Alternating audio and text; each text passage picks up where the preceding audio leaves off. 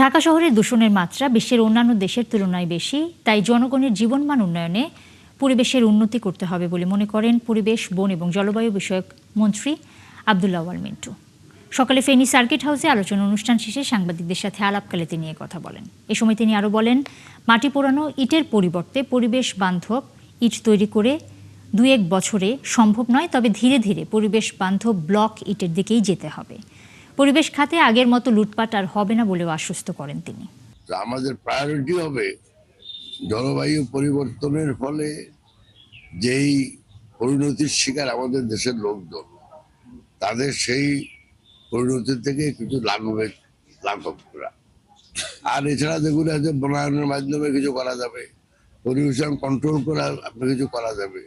এবং প্রবলেম হলো আমাদের দেশের কাঠামোর একটু অভাব আছে। যেমন আপনার ধরুন গার্বেজ, ময়লা আবর্জনা, এগুলি তো পরিবেশ মন্ত্রণালয়ের কাজ না।